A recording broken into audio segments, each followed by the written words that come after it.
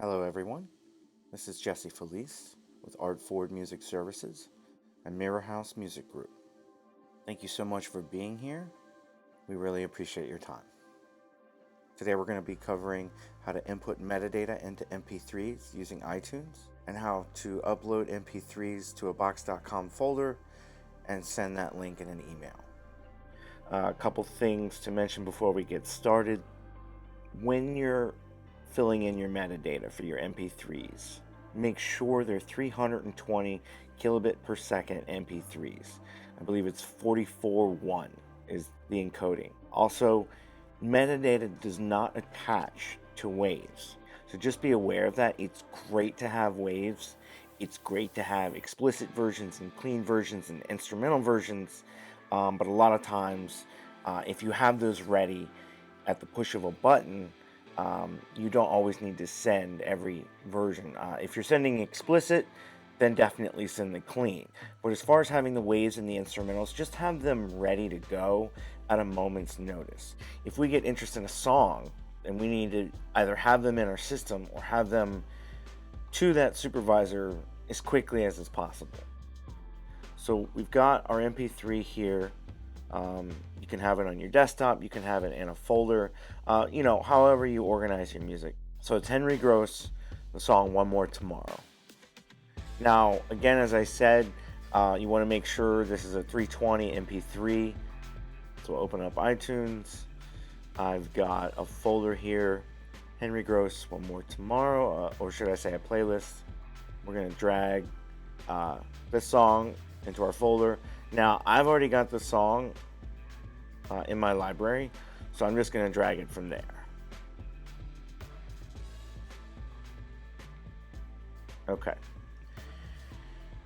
Okay, there's three ways to input metadata, and they all take you to the same place. You can double click, dual finger click, and go down to song info.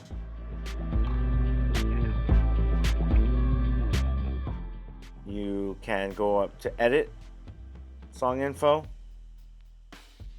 or you may hit Command I. They all pull up the same information. As you'll see, all of my information is pre-filled, but in all likelihood yours will only have song and maybe the artist. So this is where creativity meets technical know-how. For the purposes of this demonstration, if the song was an explicit song, you'd want to put explicit in parentheses, and you'd want to send the corresponding clean version. And for that version, you'd have clean. But this song is clean by default, so we'll just leave it as is. Now, if there was a guest singer on the song,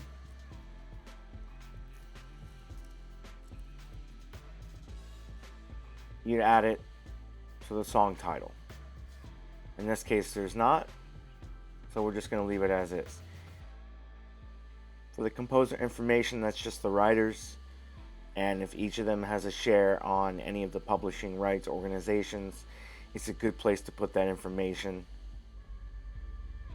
I'm not going to require grouping information as long as you let me know what percentage of the song you're sending you control, meaning the master and the composition. Grouping is about representation. It's about what agency or entity is sending the song, and it's good to know what that is, and you can certainly Google search that. Genre is pretty self-explanatory. Year, track number if there's a track number, so if it's off a CD and it's track 3 of 10, that's where you would put that. If it's a 2-disc compilation, you might put disc 1 of 2. BPM, super important. Here in the comments, it's always good to put maybe a handful of main search words. You might include it in the body of an email as well. And we'll get more into depth on keywords in the lyrics section. And then you put in your contact information, who you are, how much of the song you represent, 100% all in, easy, clear, one stop, or maybe it's master only, you put 100% master only, or if you only rep the composition, it'd be composition, 100% composition only. The artwork tab, just go down to add artwork, Any artwork you have for the songs you're sending, go ahead and send them over as well. Always good to have that information. Lyrics, pretty self-explanatory. I don't need the sections of the song listed out, verse 1, verse 2, chorus 1, chorus 2. Just simply, copy and paste the lyrics in here. Then you see we have some keywords here, and this is where we expand on those 6 keywords that I included in the comments section. You want to have as many keywords, search words, just how are people going to find your music? We always add our own language to this. An artist isn't going to know the exact language we use, but they'll know a lot of it. And they'll also know their music a lot better than pretty much anyone else. You'll always know as a composer your music very, very well. So this is where that creativity comes in handy. Instrumentation, similar artists, super, super important. When we get briefs from music supervisors, we'll often get asked, who do you have that sounds like this? For instance, we have a cover group called the Ghost of Johnny Cash Band. This is where you really get creative. Again, as you'll see, we've included the company or entity sending the song, what portion of the song they control, contact information, including email and phone. So there's always redundancy after redundancy, because the worst thing in the world is for a music supervisor to love a song and not have a clue how to find it in their inbox or how to get a hold of the person who represents or controls the song. And lastly, the file tab is where you can check the kind of audio you're sending, the duration, how big it is, the bit rate. We always want artists to send us 320 kilobits per second MP3s. Now this is a vintage song, so we have the 128, but modern recordings should always be at least 320. 44.1 minimum for the sample rate. Stereo is always better than joint stereo, I think. This is just some good information that can be helpful. So what we'll do next is you're going to delete that blank Henry Gross song that we've now filled in all the metadata for. We're going to take the new song, drag it to desktop, drag it to a folder, however you organize music. There's the new one. All right, now you'll see this is super important. Now that we've dragged that new song, we've lost the artist. So what you want to do is you want to click on it once, and you want to add Henry Gross, one more tomorrow. Also very important to add, we rep this song 100% all in.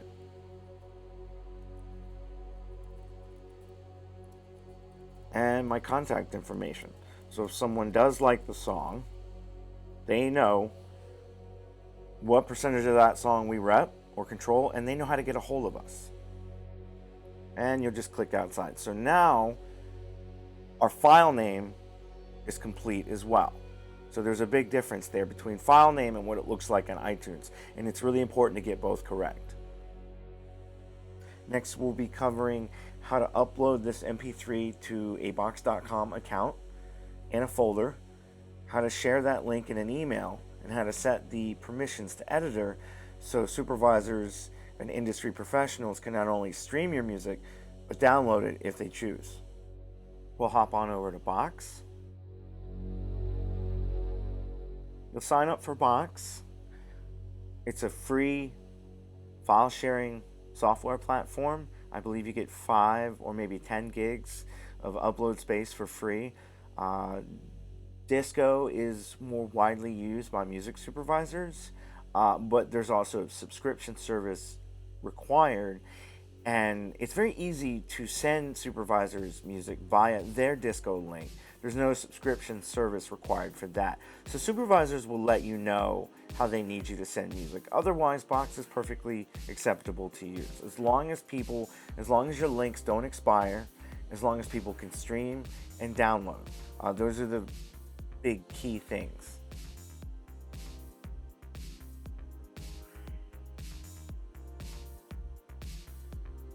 So you'll sign into your Box.com account. You'll have all files that you can always click on, kind of go back to your home page.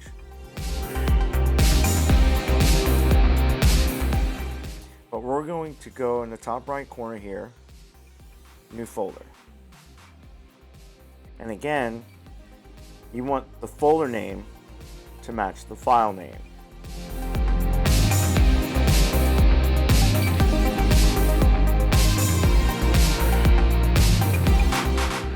We've included the artist, the song title, what we represent on the song, and contact information. You'll also see down here where it says permission, you want to make sure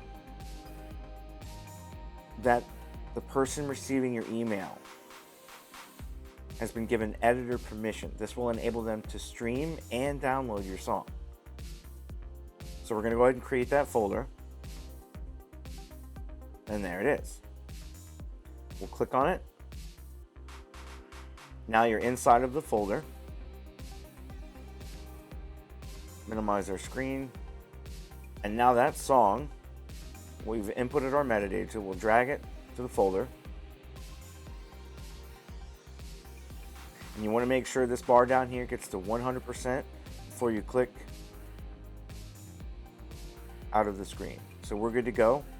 You want to make sure that it plays. You want to make sure the information is correct. So the information is correct.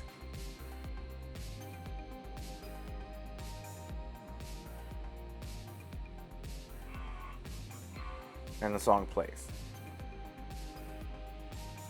We went back, and now over here we're going to go to copy shared link.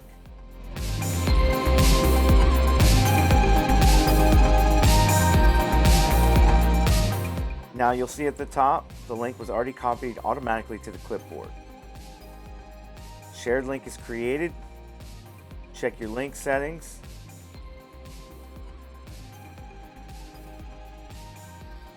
You don't want a link expiration. You don't want to require a password, and you do want to allow users with the shared link to download this item. So we're good. But it's just good to know about that. Here, people with the link can view and download. That's what you want. If you're not sure, you can double check it here. Now it was automatically copied to the clipboard, but I'm going to hit copy again because that's just how anal retentive I am. And you're going to paste that link in an email. So in the subject, just a quick pointer here, you always want to greet the person you're writing to. You want to mention something about why you're writing and who you are. So you're going to greet them, you're going to thank them, and you're going to let whoever it is you're emailing know that what you're sending. In this case, it's a short email, I'm not worried about it, but you always want to use Grammarly to check your grammar. Big tool to have there. Okay, so we've pasted the link. We sent a quick message about what we're sending. That's pretty much how it goes. You want to do a little more in depth on the email, but this works. And if we've already had a conversation, this is no problem at all. I'll quickly go back to our box screen. Right here, collaborators, you absolutely don't need to use this. All you ever need to do is click the copy shared link and paste that link into an email. That seems to be a thing that I notice happens a lot with artists. They'll send an email with the link and then they'll send an invitation to collaborate. This is just not necessary, and it just clogs up the inboxes. And back to our email. This looks good. You want to make sure you've pasted your link. You want to make sure it works. And you want to make sure anyone who clicks on the link can not only listen or stream, but also download that song. Thank you all for tuning in. Have a wonderful day.